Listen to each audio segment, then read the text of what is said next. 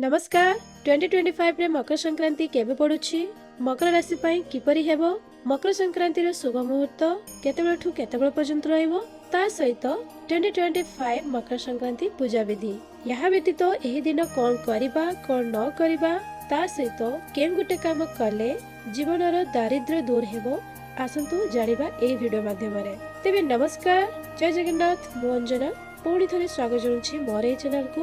आशा करुँची आपण मैंने भलरे थिबे एवं खुशी थे। तेबे आसंतु आज ये सुंदर वीडियोटी स्टार्ट करवा। हिंदू धर्म रे मकर संक्रांति रो विशेष भूमिका अछि। शास्त्र अनुसार भगवान सूर्य 12 राशि रे घुरुथिबा बेले जेबे मकर राशि रे प्रवेश करती सेते बेले मकर संक्रांति पालन करा जाय एवं एहा पौष मास रे पड़ी थाए एवं कहा जाय जे सूर्य देव तांको पुत्र शनिदेव को साक्षात्कार करिया पई आसंती जहा फल रे एही दिन अधिक महत्वपूर्ण हेइथाय। स्कंद पुराण रे मकर संक्रांति विषय रे वर्णना रहिछि। प्रभु जगन्नाथ एवं मां लक्ष्मी का विषय रे सुंदर कथा। धनु संक्रांति दिन मां लक्ष्मी तांको बाप घर को बुलेवा को जाती एवं मकर संक्रांति पूर्व दिन बड़ देउळ को फेरंती भार सहित।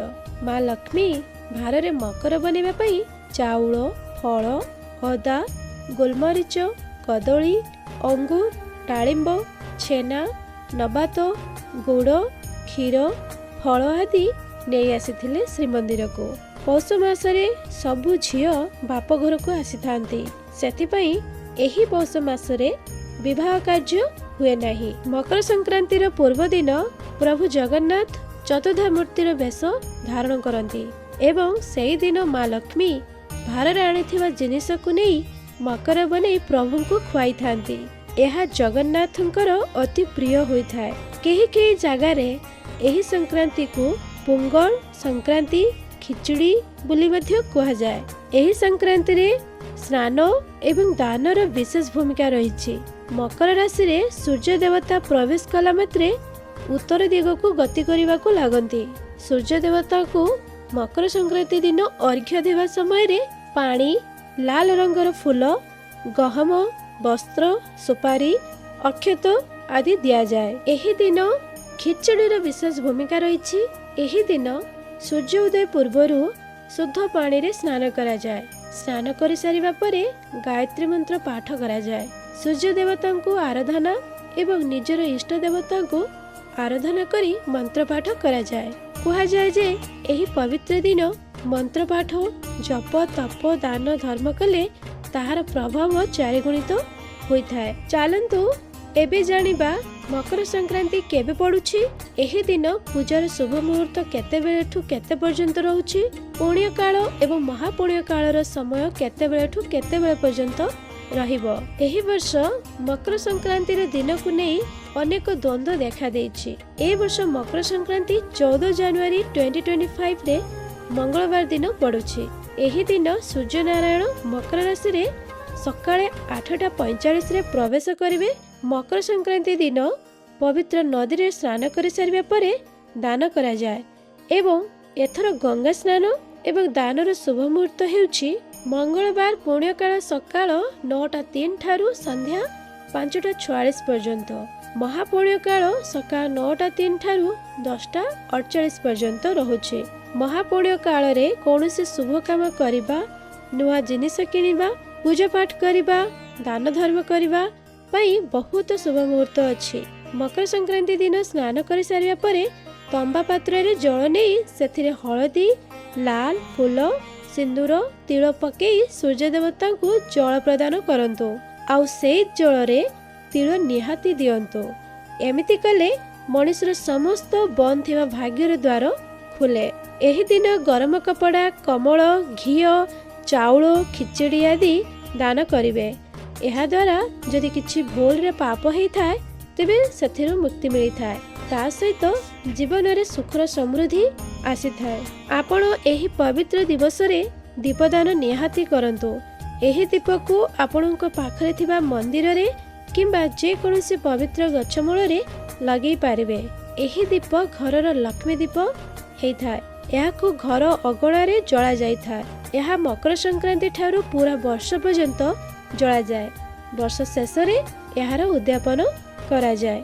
ଏହି ଦୀପକୁ ସୂର୍ଯ୍ୟ ଉଦୟ ପୂର୍ବରୁ ଏବଂ ସୂର୍ଯ୍ୟାସ୍ତ ପରେ ଜଳାଯାଏ। ଯେଉଁଠି ଏକ ଦୀପକୁ ଜଳାଇବେ ସେ ଜାଗାକୁ ଗୋବରରେ ଲିପି ଦେବେ ଏବଂ ତା ଉପରେ ସ୍ୱସ୍ତିକ କିମ୍ବା ରଙ୍ଗୋଲି ପକାଇ ତା ଉପରେ ଗହମ ରଖିଦେବେ। ଏହି ଲକ୍ଷ୍ମୀ ଦୀପକୁ ନିଜ ଘର ଆଡ଼କୁ ମୁହଁ କରି ଜଳାଇବେ। ଧ୍ୟାନ ରଖିବେ ଦୀପର ବାତି ଲମ୍ବା ହେବା ଦରକାର, ଯାହାଫଳରେ ମା ଲକ୍ଷ୍ମୀ ଆପଣଙ୍କ ଘରେ ଚିରସ୍ଥାୟୀ ଭାବରେ ରହିବେ। କମେଣ୍ଟରେ ଲେଖିଦିଅନ୍ତୁ ଜୟ ମା ମହାଲକ୍ଷ୍ମୀ। ଏହି ଦିନ ବିବାଦ କରିବେ ନାହିଁ କି ମିଛ କଥା, ହିଂସା, ଅଭିମାନ, ରାଗ, ରୁଷା ଆଦି କରିବେ ନାହିଁ। ସମସ୍ତେ ମିଳିମିଶି ଏହି ପର୍ବର ଆନନ୍ଦ ଉଠାଇବାକୁ ଟ୍ରାଏ କରିବେ। ତିଳ ଲଡୁ, ତିଳ ମକର ବନେଇ ସମସ୍ତେ ଖାଇବେ। ଏବେ ଆସନ୍ତୁ ଜାଣିବା ମକର ସଂକ୍ରାନ୍ତି ଦିନ କଣ ଖାଇଲେ ଦାରିଦ୍ର୍ୟ ଦୂର ହେବ।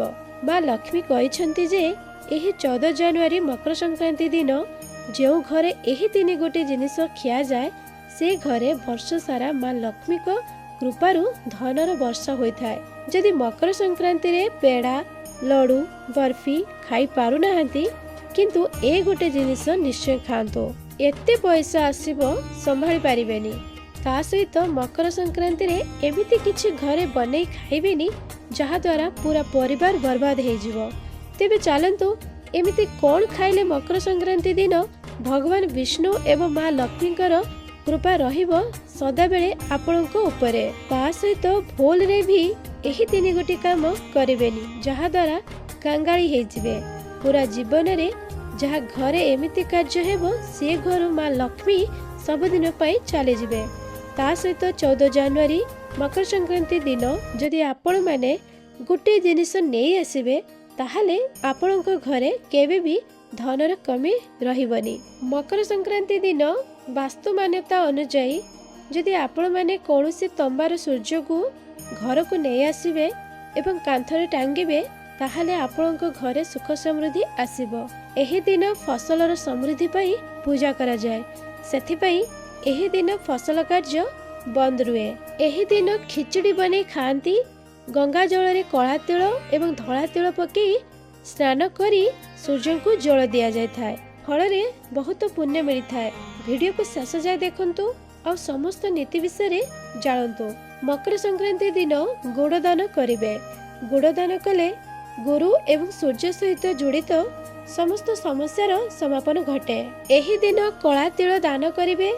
ମାନାଯାଏ ଯେ ତିଳ ଏବଂ ଗୁଡ଼ ଦାନ କଲେ ଜନ୍ମକୁଣ୍ଡଳୀରେ ସୂର୍ଯ୍ୟଙ୍କ ସ୍ଥିତି ମଜବୁତ ହୁଏ। ଗରିବ ଲୋକଙ୍କୁ କମଳ ଦାନ କଲେ ଶନିଦେବ ଏବଂ ସୂର୍ଯ୍ୟ ଦେବତାଙ୍କ ସହ ମା ଲକ୍ଷ୍ମୀ ଅଧିକ ପ୍ରସନ୍ନ ହୁଅନ୍ତି। ଖିଚୁଡ଼ି ବନେଇ ଖାଇବେ ଏବଂ ଦାନ କରିବେ ଯାହାଦ୍ୱାରା ସମସ୍ତ ଦୋଷ ଦୂର ହେବ। ଘିଅ ଦାନ କରିବେ ଯାହାଦ୍ୱାରା ଗୁରୁ ଏବଂ ସୂର୍ଯ୍ୟ ସହିତ ଜଡ଼ିତ ସବୁ ସମସ୍ୟାର ସମାଧାନ ହେବ। ତା ସହିତ ଆପଣମାନେ ପୁଣ୍ୟ ଅର୍ଜନ କରିବେ। କୌଣସି ଦରିଦ୍ର ଲୋକଙ୍କୁ କଳା କମଳ ଦାନ କଲେ ରାହୁ ଏବଂ ଶନି ଦଶା ସହ ଜଡ଼ିତ ସମସ୍ତ ସମସ୍ୟାର ସମାଧାନ ଘଟେ। କିନ୍ତୁ କମଳ ଫଟା କିମ୍ବା ୟୁଜ ନ ହୋଇଥିବା ଦରକାର, ନୂଆ ହେବା ଆବଶ୍ୟକ। କୋଉ କାମ କରିବା ନାହିଁ।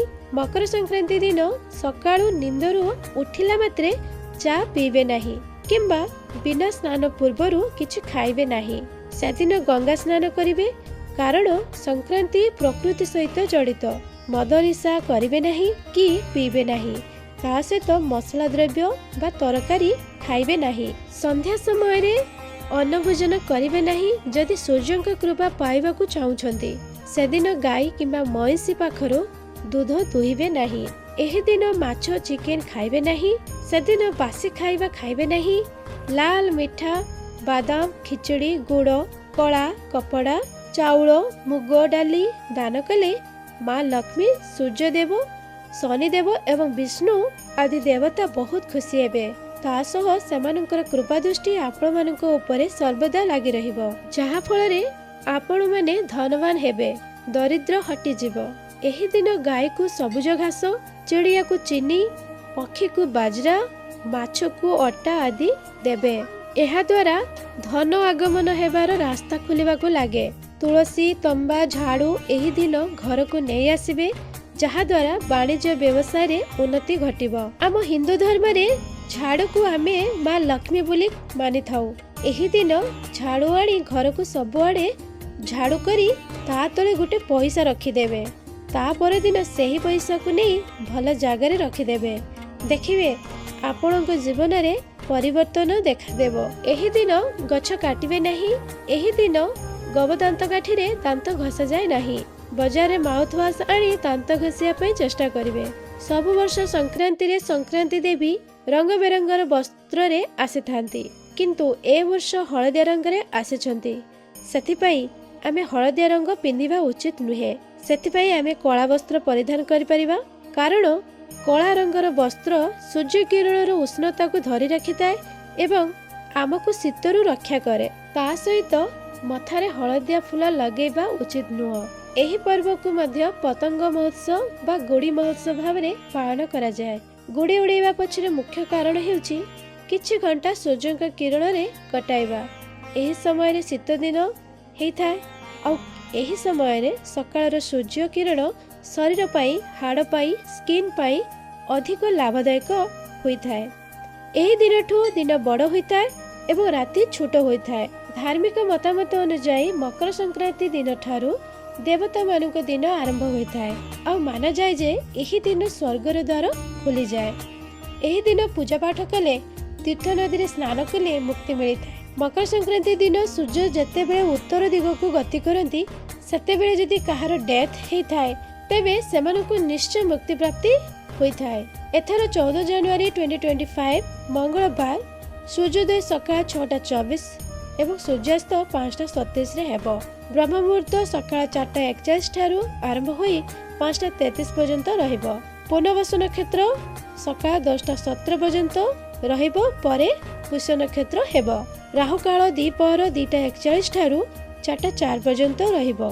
एही मकर संक्रांति दिन जो मानकर मकर राशि अछि सेमानकर राशि रे विशेष उन्नति घटिबो बा परिवर्तन हेबाको लागिबो।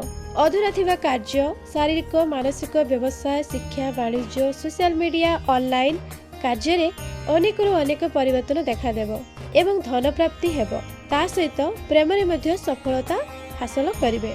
आउ किछि कथा प्रति ध्यान देबा दरकार, जेपरि कि जल, निया, विद्युत ठारू दूरे रहिबा आवश्यक। शत्रु मानक ठारू दूरे रहिबे। जदि प्रतिकार स्वरूप कहा जाए तेबे प्रतिदिन शिव मंदिर को जाई महादेवंको ऊपर जल प्रदान करिवे। धला फुलरे अतर देई महादेव को अर्पण करिवे।